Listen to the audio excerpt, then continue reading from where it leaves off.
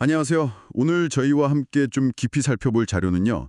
믿음으로 의롭다함을 받음에 관한 한 설교문입니다. 네. 지난번에는 그 의롭다함이라는 게 아브라함 가족의 일원이 되는 의미다. 뭐 이런 이야기를 나눴었잖아요. 네, 맞아요. 그 부분을 다뤘었죠. 오늘은 바로 그 믿음, 이 키워드에 좀 집중해서요. 이 설교문을 한번 제대로 파헤쳐 보려고 합니다. 좋습니다. 당신께서 이 개념을 좀 명확하게, 확실하게 이해하시는 게 오늘 저희 목표입니다. 자, 그럼 바로 한번 들어가 볼까요? 네. 이 설교문은 사도 바울이 왜 그렇게 믿음으로 의롭다 하심을 받는다 이 말을 강조했는지 그 당시 배경부터 설명을 시작하더라고요. 네, 그렇죠. 그게 중요하거든요. 당시 초기 교회 상황을 보면 유대인 신자랑 이방인 신자들 사이에 큰 질문이 있었어요. 아, 그 질문이요? 네. 아니, 이방인이 어떻게 율법도 모르고 할례도 안 받았는데 아브라함의 자손이 될 수 있냐? 이거였죠. 아, 상당히 좀 보수적인 입장이네요.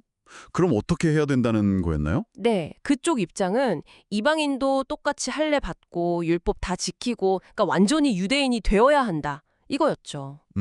그렇군요. 근데 이제 사도 바울이 로마서 4장을 딱 근거로 들면서 반박을 하는 겁니다. 아, 로마서 4장. 네, 이 설교문에서도 나오지만 아브라함이 하나님께 의롭다고 인정받은 게 언제냐? 할례 받기 전이라는 거예요. 아, 그 전이군요. 네, 오직 하나님을 믿었을 때.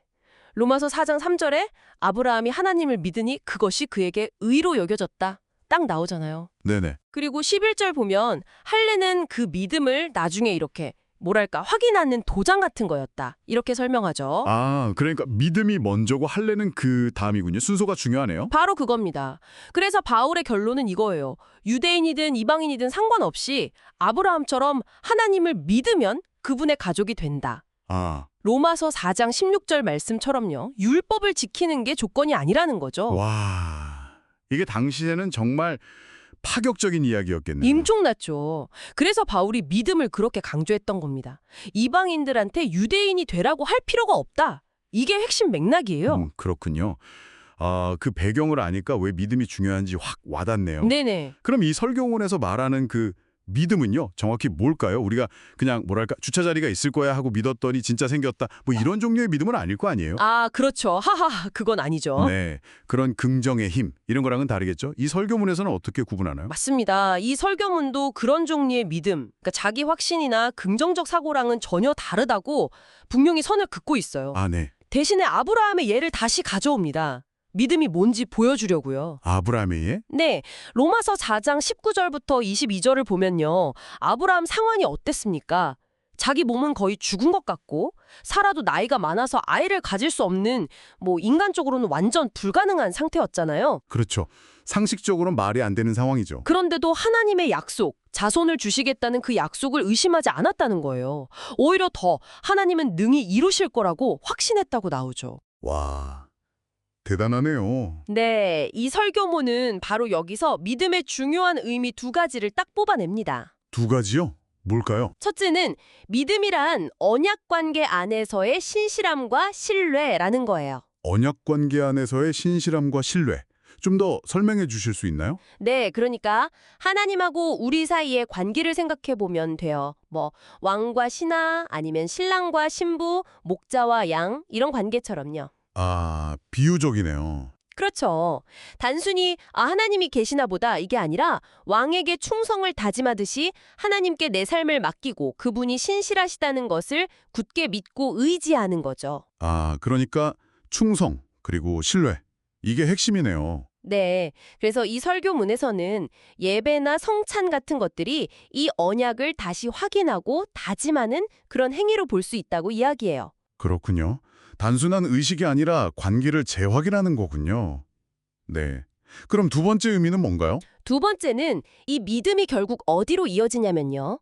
예수 우리 주를 죽은 자 가운데서 살리신 하나님을 믿는 믿음으로 간다는 겁니다. 아, 예수님의 부활과 연결되는군요. 네. 로마서 4장 마지막 부분 24절, 25절이 딱 그 이야기예요.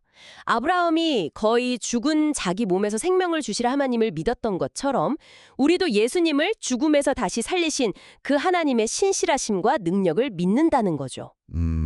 근데 이게 그냥 하나님이 엄청난 능력이 있으시다. 이런 차원의 믿음이라기보다는요. 네. 어떤 차원이죠? 이 설교문에서 강조하는 건 하나님께서 예수님을 부활시키신 그 사건을 통해서 당신의 의로우심을 보여주셨고 또 그 예수님을 우리의 주님으로 세우셨다는 그 사실 자체를 믿는 믿음이라는 거예요. 아, 그러니까 부활 사건이 하나님의 의로우심과 예수님의 주님 되심을 확증하는 사건이고 그걸 믿는 것이군요. 정확합니다. 아브라함의 믿음이 바로 이 예수 그리스도의 부활 사건 안에서 완성되고 우리에게 구체적인 대상으로 주어진다는 거죠. 와, 정말 흥미로운 연결이네요. 그러니까 이 설교문에 따르면 믿음으로 의롭다함을 받는다 할 때 그 믿음은 첫째는 언약을 맺으신 하나님에 대한 어떤 신실한 신뢰와 충성, 네, 그렇죠. 그리고 둘째는 예수 그리스도를 죽음에서 살리시고 우리의 주님으로 세우신 바로 그 하나님에 대한 믿음. 이 두 가지가 합쳐진 거군요. 맞습니다. 언약의 신실하신 하나님, 그리고 그 신실하심의 정점인 예수 그리스도의 부활과 주님 되심을 믿는 것. 이 설교문은 이게 바로 우리를 의롭다고 하시는 믿음의 핵심이라고 말하고 있는 겁니다. 이야, 오늘 이 설교문을 통해서 믿음이라는 단어가 정말 새롭게 다가오는 것 같습니다. 단순한 자기 확신이 아니었네요. 네, 훨씬 깊고 관계적인 의미죠. 오늘 나눈 이야기들, 당신께서는 어떤 부분이 가장 좀 깊이 와닿으셨나요?